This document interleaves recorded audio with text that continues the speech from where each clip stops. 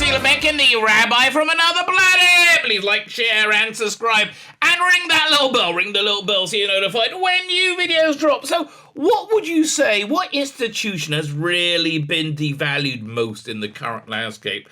I was going to say media, right? Clearly, nobody trusts the media anymore. Media is a worthless, pathetic, useless thing, right? It just is not good for what it's supposed to do. It's absolutely pathetic. And then I thought, well, wait a minute, what about government? What about law enforcement? What about banking? What about, organized religion? I can't think of any institution where I go, oh, that's doing well today, right? That's doing well today. But, I wanted to focus on media because that's what we're talking about. So, let me just put get my bobble in the right place. So the reason I'm asking this, right? The reason I'm asking this is because about a week ago I heard a video on your boy Zach's channel, which I really like that channel. Really great analysis of life in general, even though he has a different worldview from me, and I don't agree with him completely on everything. Was it Richard Meyer, right? Isn't they? But he brings up very, very good points. So I'm going to illustrate that right now. If you're of my age, look, if you're younger, this is probably a different experience. But if you're of my age, do you remember being into sci-fi and geeky stuff and Doctor Who when you're at school? Do you remember that? Right? Did that make you more or less attractive to the leaders? Right? Much less, right? I'm sorry. Walking around with your copy of DWB in the fifth form wasn't exactly a chick magnet. Forget the Starburst, whatever. Girls, generally speaking, they looked at geeky stuff and they went, ew! Oh, you're a loser, right? Because it really, and this is why I think I became funny. Because, I wanted to get laid and I like Doctor Who. So I'm not in the best of shape. I never have been. I wanted to get laid and I like Doctor Who. 3 strikes against me. If you can be funny, then that's advice in general. Yeah, by the way, you know why women generally speaking, I think respond to funny people, because you gotta be confident to be funny, right? And that is this is my advice to everybody out there who's courting, right? Who's looking for their lady love. Confidence is everything, right? Absolutely everything. Anyway, so the reason I'm bringing this up is because the press, remember we were talking about the press just now? The press, they've invented this thing in the last 10 years called the geek girl, right? Geek girl, oh, we love it, yay! And they always, every bit of promotion is always having girls going, yay! Oh, we love these Marvel socks and Marvel tampon holders and, whatever, right? And we call them the fake geek girl because they don't like science fiction. They don't like these things, as we know, because we grew up with this. So what's going on with this? It's not that they like science fiction or whatever. It's they like things that are popular, and they like attaching themselves to things that are popular. Now, with that little introduction, we can understand what's going on here. Do you remember when, back, was it a month or so ago, when Jodie Whittaker was the bestest ever? Oh my God, so bestest, so ever. The sun will never ever set on the stunning braveness that is Jodie Whittaker, right? The absolute bestest, westest, absolute ever. Remember that? Well, they bloody don't. They are forgotten, a thing of the past, right? They like things that are popular. Now, so they like the Jodie Whittaker Doctor Who because they said you have to like it. If you don't like it, you're a bigot.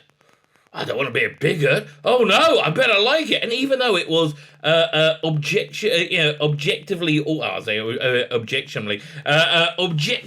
and it was objectively awful, right? So ever since Elon Musk has opened up Twitter for people to interact with each other, firstly, I'm enjoying it a lot more. But I'm interacting with people, and I've had the same experience, I think 3 times in a row over the last week. We have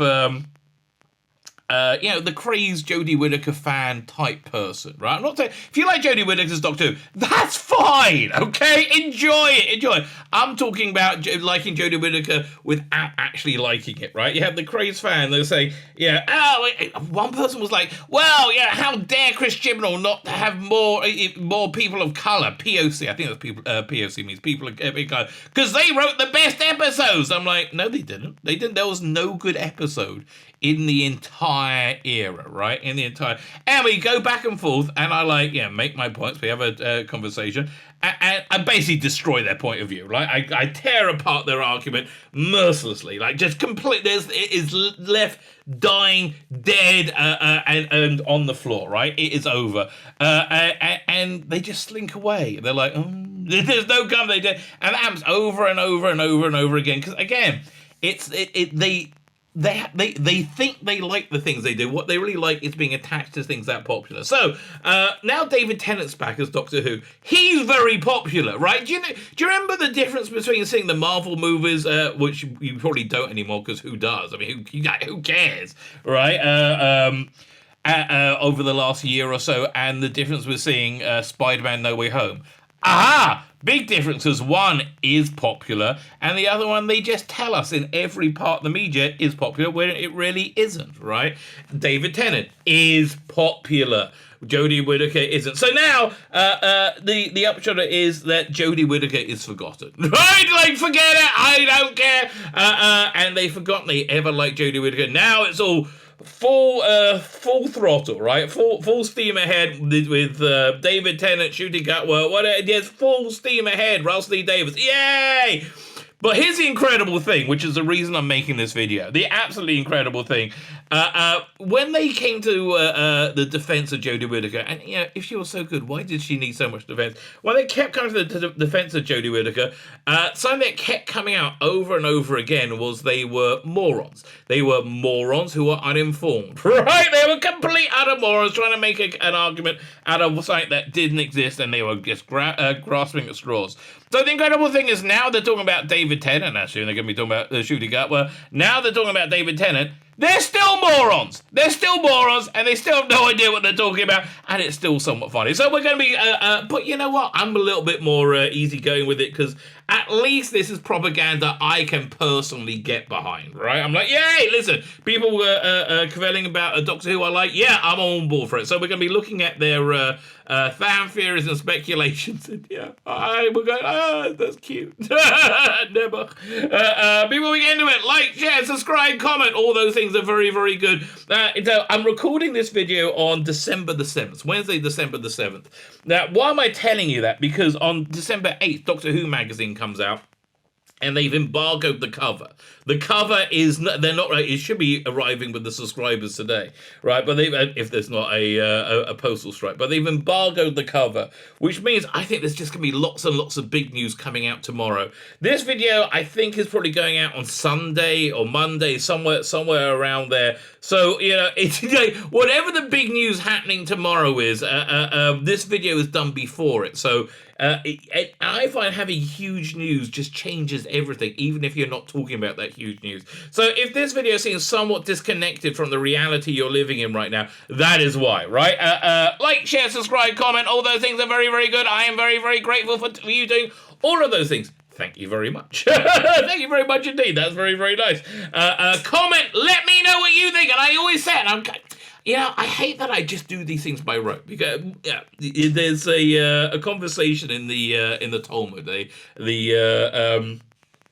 repository of all Jewish law from about 2,000 years ago. Also, basically a bunch of conversation, but there's people are talking about what's the greatest good deed one could what's the greatest thing that in Judaism that one can get involved in. So one person says charity, and all the things you expect, and then one person comes along and says this very, very boring service that's done every day, right? The Korban Tamid. It's basically you burn a steak on on the altar. You don't do this nowadays. You need a temple for it. But it was a very, very thing one did by rote, because it was just a simple thing one did every day. So his answer was, the reason this is so important is because you've got to make the things you do by rote real. Right, as much of the things that you think are huge. So when I say thank you very much, I do this when I go to the synagogue 3 times a day. You have 3 prayer services, and it's the same basic prayer, right? But you've got to make it relevant every time, and so you think about it. So genuinely, with that introduction, thank you very much. Like, share, subscribe. That's really, really nice. Definitely subscribe. That's great. Sharing is fantastic. Thanks so much. Follow me on Instagram. Go and check out my YouTube shorts, okay? YouTube wants me to make shorts, and I think I'm actually getting quite good at them. Far be it from me to toot my own horn, and believe me, if I could, toot my own horn, that would be, if men could toot their own horn, and I think you know what I'm saying. I'm talking about giving yourself oral sex, just to be 100% clear, right? People are like, toot your horn? What's he talking about? If men could give themselves blowjobs, that would be the end of civilization, because why would you do anything else, right? I mean, I should take the trash out. No, I'm busy. Really? Whatever. I'm going to work. No, right now. Okay, here's an interesting thought I just had. Okay. If you could give yourself a blowjob, I can't believe I got to this conversation. If you could give yourself a blowjob, right? I'm very straight, right? I'm very not into sucking a dick, but would I be into it if it was my own? I think probably. Okay, look, I can only be honest, mate. I can only be honest. Gotta laugh. So, follow on Instagram is what I'm trying to say.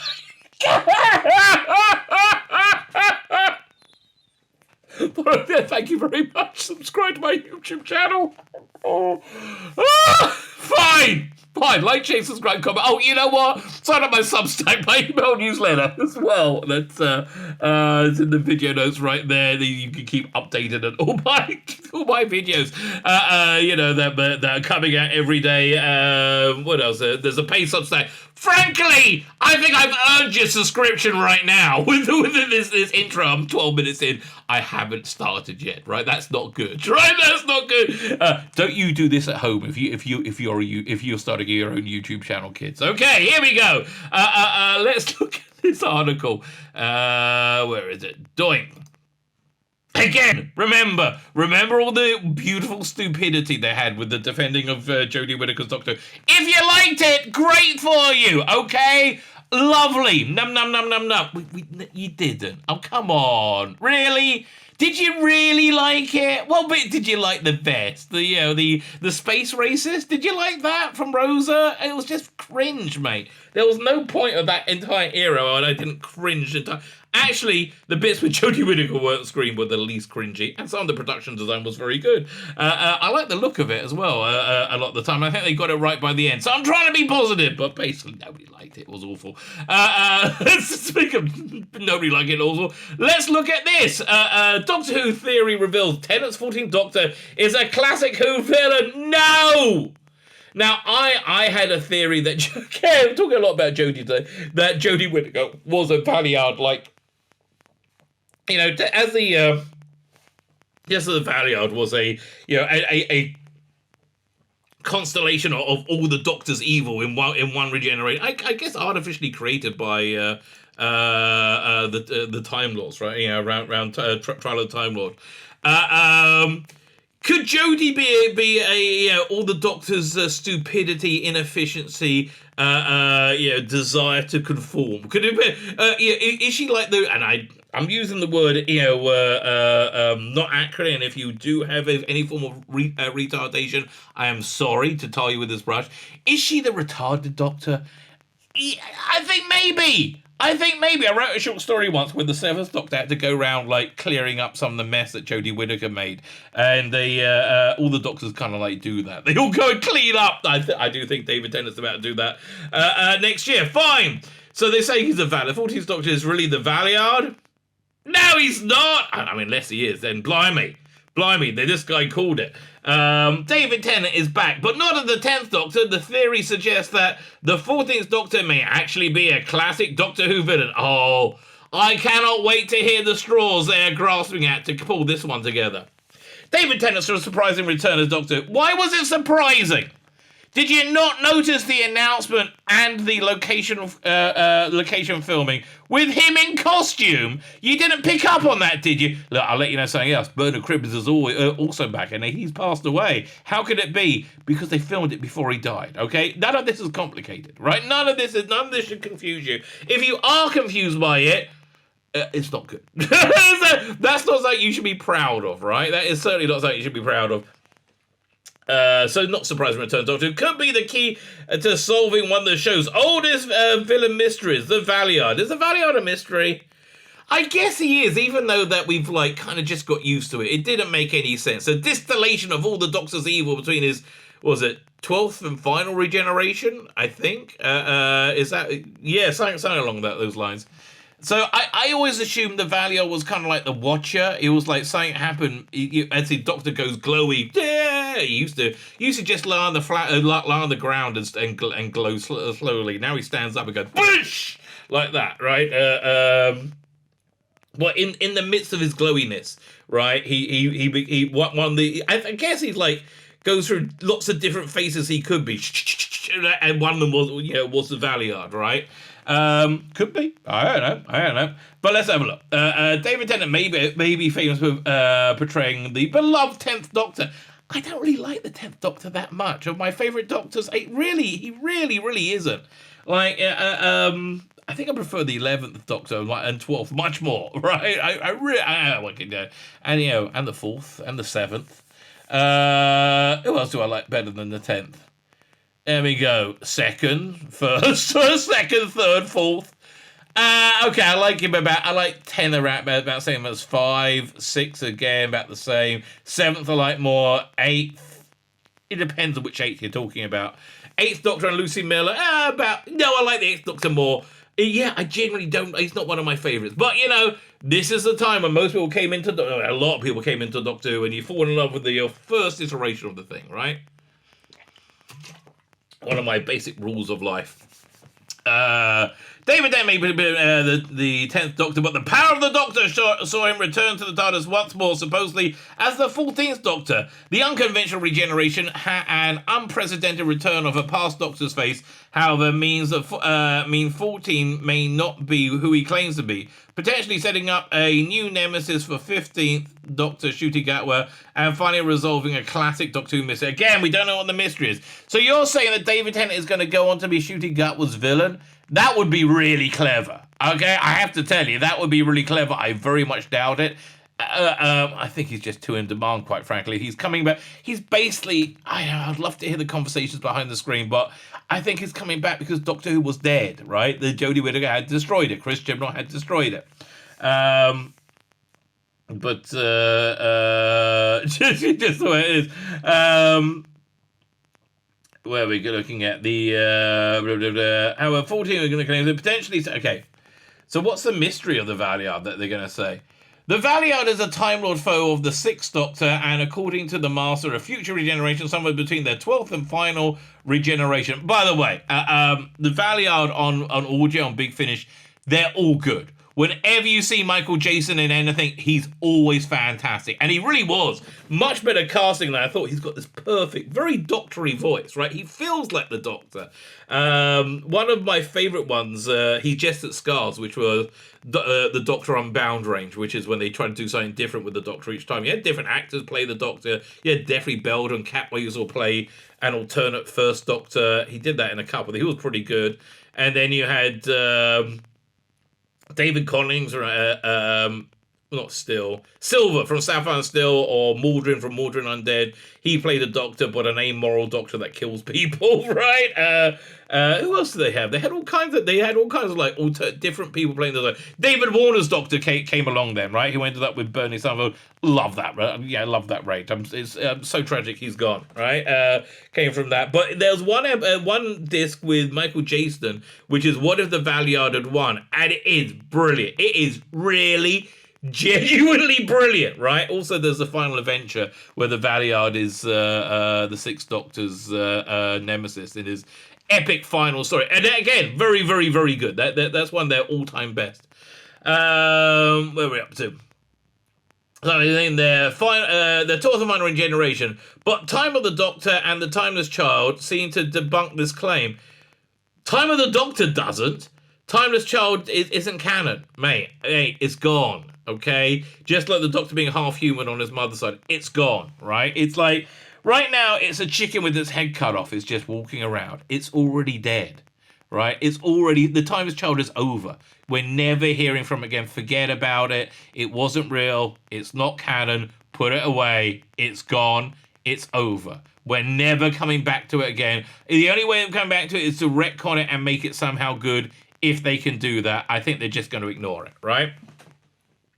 But at the time, the Doctor disagree with it. Again, I think you don't. Again, it was written by morons. It was I always read it as they took the Doctor. They took this potential Doctor out of his time stream mid-regeneration and gave him life, right? Rather than he's actually going to be a full-on regeneration at some point, right? But again, if you're a moron and you're writing, and you're probably writing for Screen Rant, this is the sort of thing you're going to come up with. The former showed the Doctor reaching the end of his regeneration cycle, while the other revealed the Doctor has infinite regenerations. It's forgone. It's gone. Is not actually a Time Lord, has existed far longer than anyone believed. This theory suggests that David Tennant's 14th Doctor may secretly be one of the great... How? How are you putting these disparate pieces together? How? What? So you're saying... Oh, you're saying, so this is the regen... So why does he look like Michael Jason, other than Michael Jason? Okay, he looks like David Tennant because Doctor Who was on his fucking knees, you morons! Because it's David Tennant playing it! Because people like David fucking Tennant! Oh. Again, this seems relatively simple for people to understand, right? Relatively simple. And could retcon continuity once again to reintroduce the Valeyard. How? Please pull this together. The Valeyard's true origin is a point of contention in Doctor Who for decades. Okay, I thought there was... I didn't think there was a full stop there. I thought for decades, no. It's a point of contention in Doctor Who for decades. While the villain was originally presented as a future Doctor Regeneration. Again, what was the line again? Somewhere between their 12th and final regeneration. Weren't there only 12? Right? 12 and 5 or 13?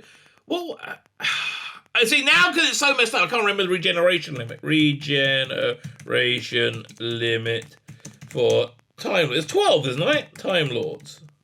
Which makes 12 regeneration, which makes 12 times, right? Which makes 13 incarnations.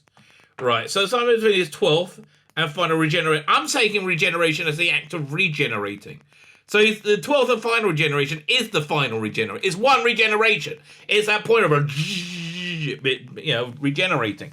Fine. Okay. And if the Timeless Child is real, the 12th regeneration was a couple of billion years ago because you had millions of regenerations. Generations, or whatever you want to call it now. I see the confusion. President of future regeneration, but it had also been suggested that Valeyard was simply a sentient manifestation of the Doctor's dark side, similar to the Dream Lord. I would say similar to the Watcher. Really, much more similar to the Watcher than the Dream Lord, who echoed the 11th Doctor's more sinister traits. Doctor Who audiobooks have also explored the Valeyard may be a Watcher. When? This was part of a regeneration cycle that occasionally manifests as a separate entity before physically joining the Time Lord to complete their renewal, as seen in Tom Baker's Fourth Doctor Regeneration. And again, it seemed to be that it was all, covered in cobwebs, and I think played by Peter Davison. Was he played by Peter Davison? I don't know. Oh, there we go. Let's have a look. Logopolis, Watcher, actor. Adrian Gibbs. Okay, they clearly they didn't want to pay scale for Peter Davison. Fine. But that's why it was all white and cobwebby, because that's what it looked like freezing in mid-regeneration. right? Again, that's what it seemed to be saying to me. This is part of Regeneration. Again, this is all headcanon. It's never been defined, and it's good that it hasn't been defined, right? It makes it more interesting. Fine. Nevertheless, the Doctor's more common Valeyard origin explanation involves him being a future regeneration of Doctor. Only if you're an idiot, mate. I mean, again, let me know in the comments what you think, right? How have you ever seen the Valeyard, right? Did you think it was a future? I never got that. I thought, it's a potential Doctor, but not. I am. The Master attributed the Valeyard to the 12th Doctor, but due to John Hurt's War Doctor and David Tennant's meta crisis messing up the numbering, the explanation no longer works. It doesn't work because you don't understand it!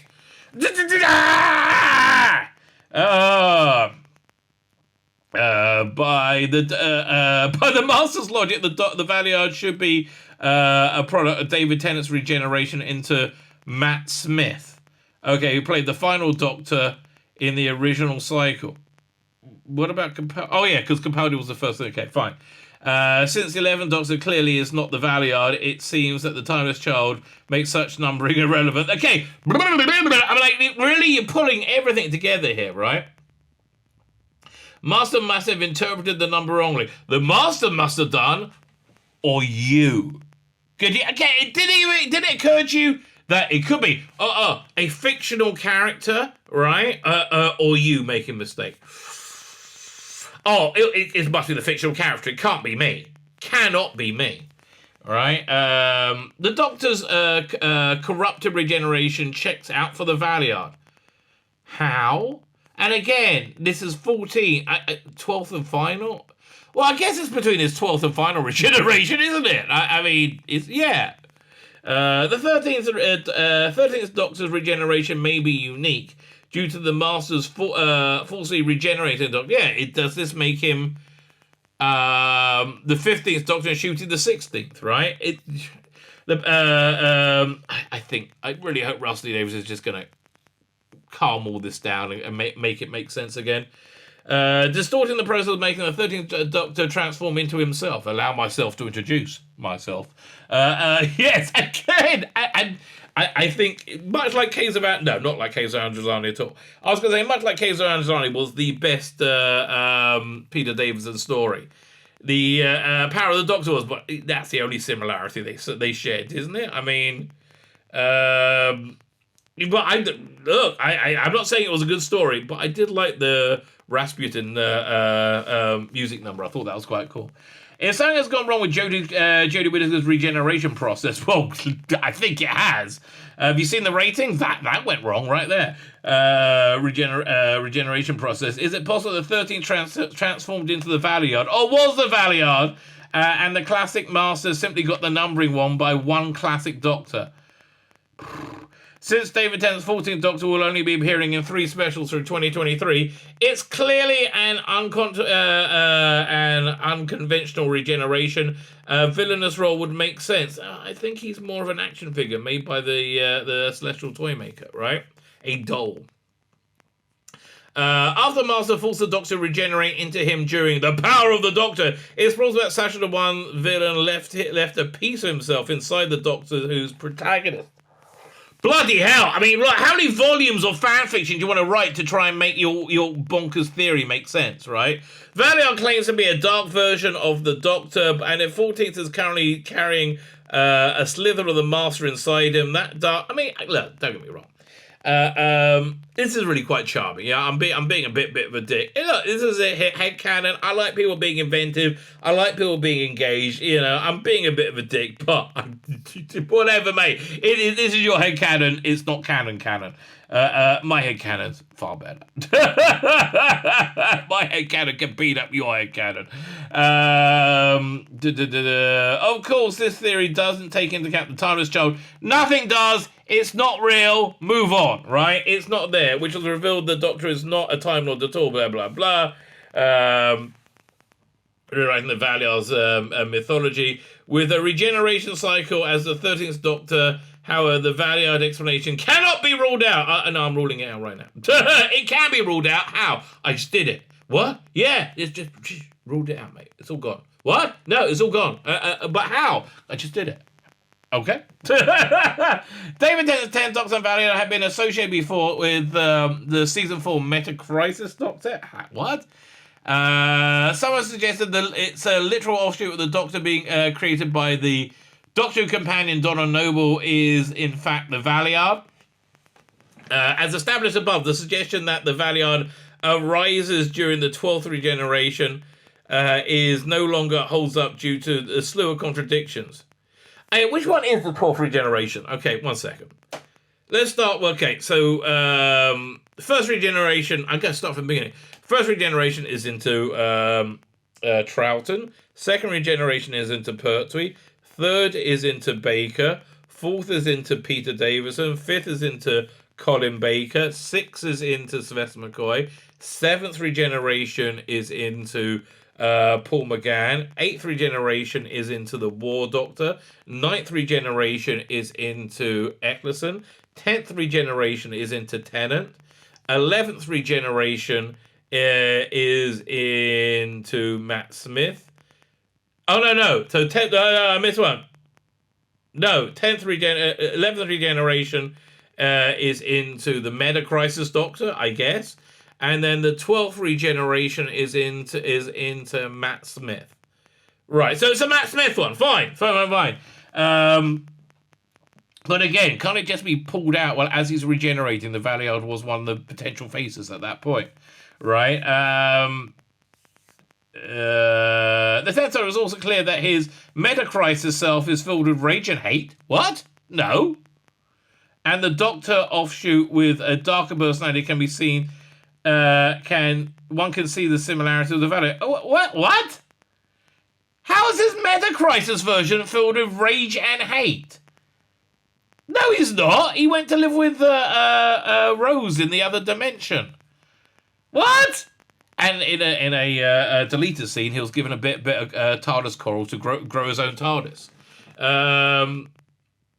Rage and hate? What the hell? Rage and hate? I think you're talking about your Twitter life, mate. Irrespective of whether the Meta-Crisis Doctor is the Valeyard, the theory demonstrates how David Tennant is already has already played a character very close to the Valeyard. No, your Meta-Crisis Doctor was not like the No. I mean, what? God, this is so dumb. Rusty Davies evidently has big plans for David Tennant's Doctor Who return. Resuscitate Doctor Who, I think, basically, into something glorious, right? I think it's going to become insane. And the actor is already confirmed he's playing a very different iteration of compared to Tennant. No, he's not. Doctor Who magazine comes out tomorrow, right, with the second part of their 13-part strip, which details the hour between Power of the Doctor and the 60th anniversary specials, right? He's exactly like David Tennant. Exactly like 10. That's how they're writing it. And this was from a Russell Davies directive, okay? It's exactly like Tennant. Very different. No, he's not. What? This is just dumb. Tennant's Doctor return. The actor is already confirmed to be playing a very different... No, he's not. With Davies potentially setting up the Valeyard-like character way back in Doctor Who Season 4. Really? It seems suspicious that Tennant is back as yet another unusual variant of the Doctor, hinting a possible connection. Again, he's back because Jodie Whittaker failed. Let's just be clear. It's not because some timey-wimey, wibbly-wobbly... What they call? How do they rip that off in The Good Place? Jeremy Beremy or something like that? No, it's because Jodie Whittaker completely, totally failed. The return of the Valeyard would have a huge implication. Ooh, huge. Yeah. Oh, God, I miss Trump. Huge. They're coming from China. Yeah, and the funny thing was, he just turned out to be right about everything, right? Like, really, I like the Trumpster, don't get me wrong, and so I'm like, that's my bias, right? I don't think you're ever right about everything, man. I mean, he screwed up many times as well, but boy, just right about freaking everything. They're going from China. Yes, they are. The return of Valeyard had a huge implication for the incoming 15th Doctor, played by Jodie Whittaker, where it would seemingly reveal that the Master was always correct, that the Valeyard is a part of the Doctor. The fact that the Valeyard chose to take the shape of one of the Doctor's past regenerations, would be even more insulting than stealing his body. Bloody hell, you got a whole new thing you're bringing in. Really? Right? Particularly after the Day of the Doctor and the girl who died confirmed the Doctor can somewhat influence the body they regenerate into. The 15th Doctor would surely struggle knowing his prior incarnation was actually an old foe from Gallifrey's courtyard. Courtroom, not courtyard. Knacker's yard. Doctor has already undergone an existential transition in the Timeless Child reveal. Shook Doctor Who lore to its core, and it's forgotten, you bloody moron. If Russell Davies sneakily brought back the Valeyard and played by the beloved David Tennant as a bait and switch, the 15th Doctor will be even more severe identity crisis.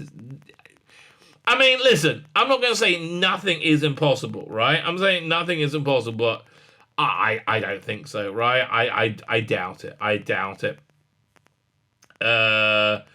We'll see his return set up the fascinating Jodie Whittaker's incarnation when the 15th Doctor finally makes his debut. I reckon Christmas next year, right? Christmas next year. And by Christmas next year, we're going to be seeing a whole bunch of stuff, right? We're going to be seeing a whole bunch of stuff that's coming out. So the other big thing they're all speculating on is what else is going to be on this Doctor Who channel? You know, other than the Sarah Jane Adventures that was dropped recently. So here we got this other idea again. Don't you love it, right? The same stupidity, this time doing something different. So they have the perfect Dalek spin-off idea for Doctor Who. Doctor Who fans are hoping for spin-offs throughout the Whoniverse, and the Dalek invasion of Earth proves a perfect opportunity. I'm going to agree. Post-apocalypse, really? Right, this is an era that hasn't really been explored much. There was quite a good Big Finish one called Masters of Earth with the 6th Doctor and Perry taking place during the Dalek invasion of Earth, and there was there was a early Doctor adventure which showed what happened to Susan after the Dalek invasion of Earth, and then you got to see Susan when she was older with her son.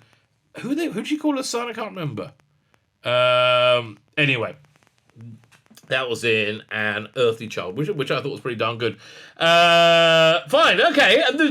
You might have had a good idea. Let's see if you screw it up. My guess is yes. Right, my guess. This idea is not surviving and continue being a good one. So a Dalek spin-off would be a great idea. Well, they're talking about the anthology of monster shows, which I think sounds very interesting. If it explored Dalek invasion or even its aftermath, the world's longest-running science fiction TV series, Doctor Who is set to become even bigger than before. Yeah, blah, blah, blah, blah, big budget, yeah, blah, blah, blah. Disney and the BBC have started talking about the Whoniverse, making many viewers hope Davies intends to launch a range of spin-offs to boot. It seems very, very likely to me, right? This will repeat the strategy Davies employed. Yeah, he did it before. It's also in vogue. I mean, look, there's a picture of Andor up now, which is exactly what they want to do, what they're talking about. So the latest rumors suggest there'll be the first wave of spin-off will be focused on Daleks and Cybermen, and is a somewhat surprising idea. No, it says it's going to be an anthology show based around different monsters. Now, our question is, what type of tone would it have? Would it have the same tone as Doctor Who? Because what they were very clever about with the Torchwood Sarah Jane Adventures and Doctor Who is how they looked at different demographics. Doctor Who was a family show. Sarah Jane Adventures was a kids show. Torchwood was a grown-up show, right? And that's so I think we're going to have a range of tone, right? The Dalek invasion of Earth would be a thrilling story. It really would be, actually, right? I mean, going through the invasion, It really is a very good story. There's a lot of potential in that, isn't it? I mean, look, Dalek Invasion Earth, the both the movie and the TV episode. Oh, wait a minute. Yay, I just realised my Doctor Who Season 2 is on the way. It's got Dalek Invasion Earth in it. If you're getting that, the updated special effects are fantastic, right? They're not updated in they look modern. They look like what top of the line special effects would have looked like in 1963. So it's really cool, right? It looks very kind of B-movie. It looks really, really cool.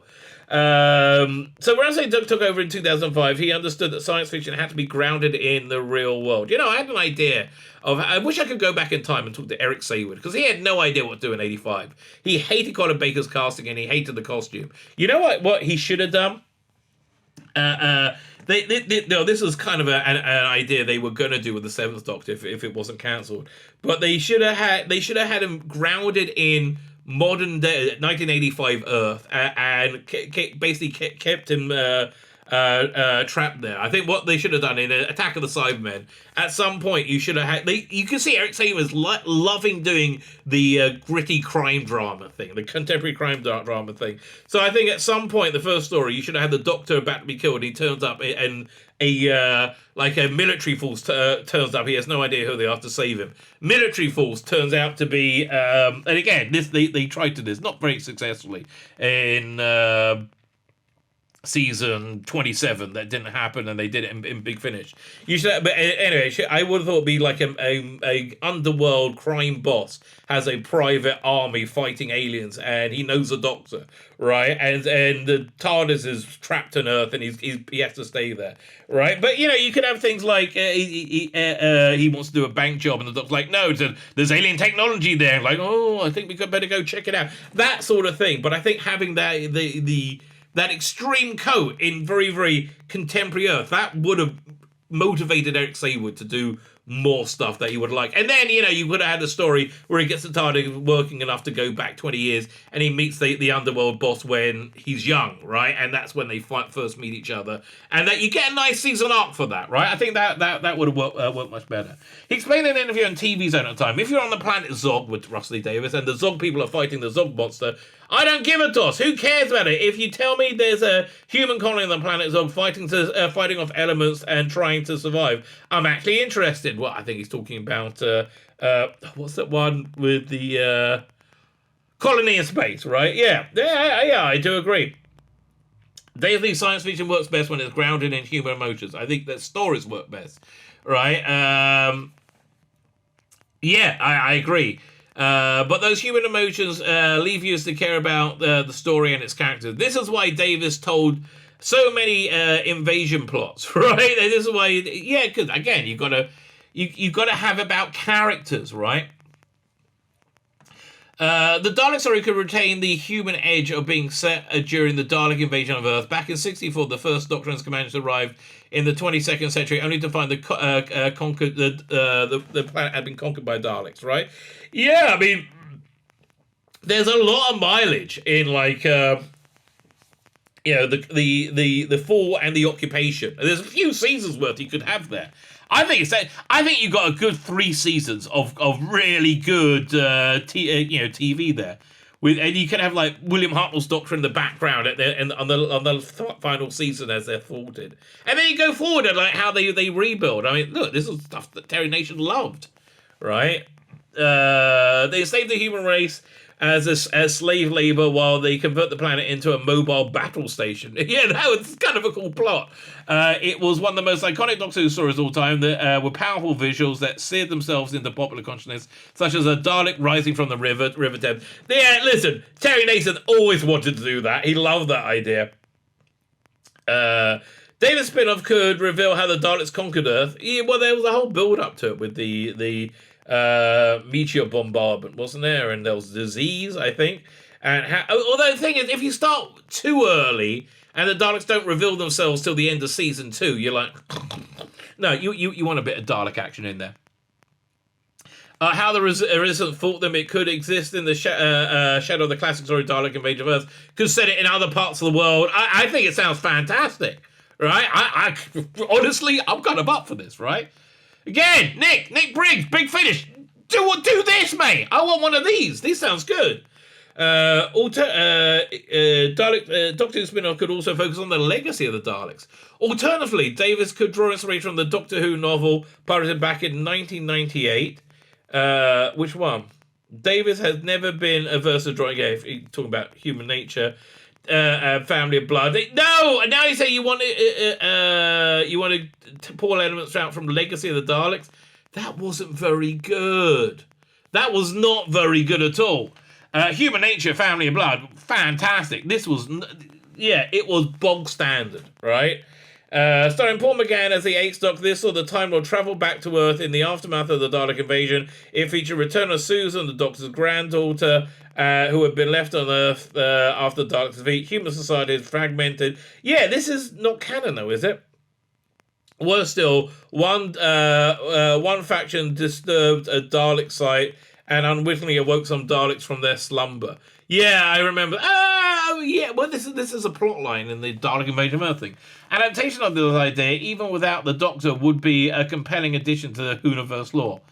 I would like to see things that aren't designed to be like multi-season things, right? I would like to see things that maybe like a 4-episode story. Like, have stories meet their size. Don't say we want 12 episodes and then, because then you just get filler and it doesn't work, right? Have a story fit its size, which I'm really, really hoping it'll do. So Susan's older. Davies could develop one of Pill's smartest concept that the Earth became notably anti-alien after Daleks left. Yeah, okay, fine. You've read this book. Very good for you. Very good for you. How not? Fine. This is basically done. Either of these two approaches would work well under Rusty Davies. Hey, listen, I have to tell you, yes. A Dalek Invasion of the Earth TV show, yes. I think that is a good idea, right? I think that's a good idea. By the time you see this video, they might have announced it. Who knows? Or dares to dream? My name is Tzvi Lebetkin, the Rabbi from another planet. Please like, share, and subscribe. And ring that little bell. Ring the little bell so you're notified when new videos drop.